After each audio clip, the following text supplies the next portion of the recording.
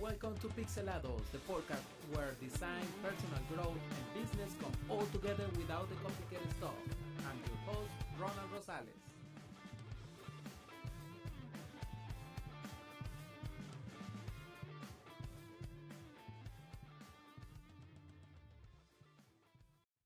So last week I was hearing a podcast, and it was a podcast where a product designer in Anthropic were talking about P-shape, T-shape, block shape designers, and I was like, what does this even mean? So I was like paying a lot of attention, and I realized that you as a designer or whoever is going to enter into the design field should be always like, you should be more aware of what kind of designer you want to be. So let me go a little bit deeper on this conversation.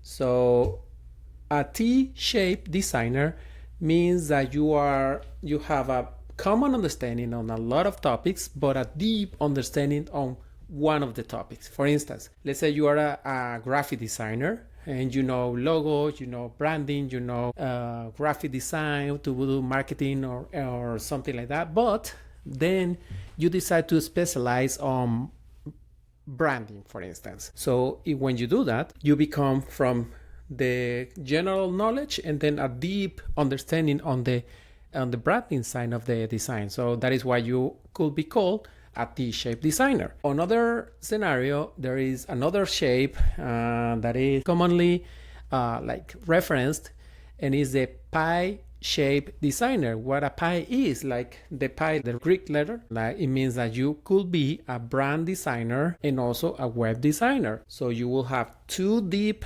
level and then a common level expertise. Why is this important? Well, essentially, ever since AI has been around, all the designers, all the developers, all the PMs, everybody is like, all the role has been like a little bit merging each other. So for instance, a PM, a project manager, nowadays should be able to quickly do a wireframe using Claude, for instance, or Codex. So a product designer should be able to quickly iterate using HTML, CSS, and all that, because it's expected from you to know all of these basics. Okay, when a block shape designer comes into the picture, is because you know a lot of stuff deeply, and then you become like sort of a block of knowledge. So what a block shape designer is like a designer who knows about video editing, product design, web design, branding, logo, you know, all of these topics. And that's not like to say, no, he's a generalist. No, you really know about it because you have been shipped all of these kind of products. And that is differentiator element on this shape, is that you know what you're talking about. You know about business, you know about web design, you know about product design, you know about logo design, branding, marketing, you know all this expertise. And then suddenly you used to be a T on one, then you grew another leg, and after a few years you know that it's no longer a T, it's no longer a P, it's like a block in a way. So that is where we need to aim nowadays, because in my case, for instance, I'm a 14 years experienced product designer, web designer, branding. I have like a lot of expertise. So now I could be considered a block shape designer because I know about business, because I own a business. I co-founded a design studio.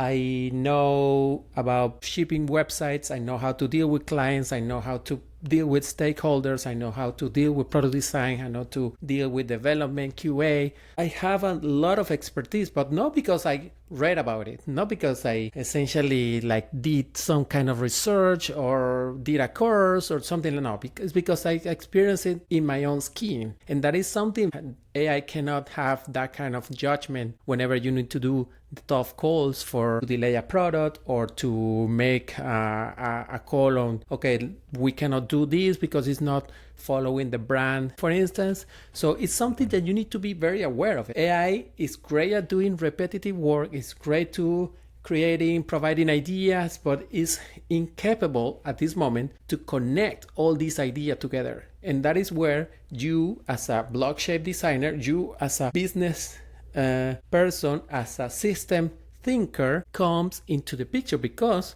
of that you know all these nuances of success and failures. That is why it's so important for you to be able to pinpoint all these past experiences with what you're currently working on.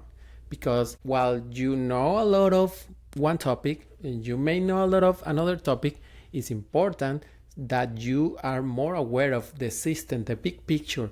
And that is where AI is not very good at it, because cool, AI is perfect to do a bunch of stuff, but not to connect the dots each other. And gut feeling, let's say that you are working on something, AI provided a solution, you're like, I don't know, this doesn't feel correct, even though visually it's balanced, but for you, it may not feel correct. In why? Experience. You know what it works, you know what it doesn't work. AI doesn't know that. At the moment, at least on 2026, AI doesn't know what works, what doesn't work, what works for your industry and what doesn't work for your industries. That is why your role in the equation is to use AI to help you, to use AI to like guide AIs to curate the content that AI generates. It's not like, oh no, I'm afraid because AI is going to steal my job. No. It's going to be a tool for you. It's going to be a tool to grow, and it's going to be a tool for all the designers to create even more. But the thing is that you need to be able to use it to your advantage. You need to be able to create, to curate, and also to improve, pivot, iterate, and quickly. Now we're speaking about weeks instead of months. We're speaking about iterating in a matter of days and not like weeks. And this is something that I believe is really valuable to everybody in this industry of tech. I'm not saying that we won't need front-end developers. I'm not saying we are not going to need project managers, but what I'm saying is that the roles are going to be a little bit more combined, if you're following me. So me as a product manager, I should be able to create something like to explore an idea, present the idea to the stakeholders, and then we will be able to create a PRD document for the designer to work on it. So this is something very valuable. But if you are afraid of AI, you won't be able to experience, you won't be able to experiment these new ways of creating. In my case, I were able to create a coffee menu in a weekend. I had a mock-up, I had something that I was using like for fun at home, but then I said, okay, you know what? We have AI. Let's try to figure it out.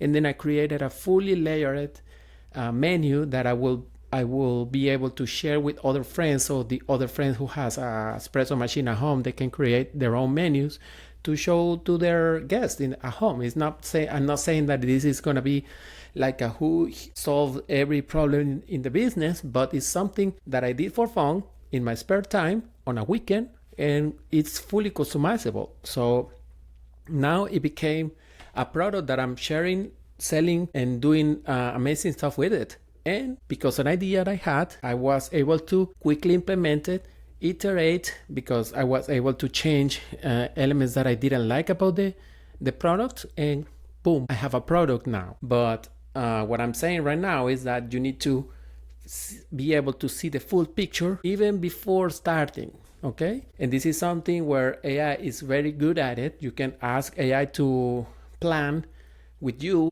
You can ask AI to teach you something. You want to learn something and a specific skill. AI is great to do that. So it's not about being afraid of AI. I keep saying this like in every episode, I believe, but this is something that is really, really helpful for everybody.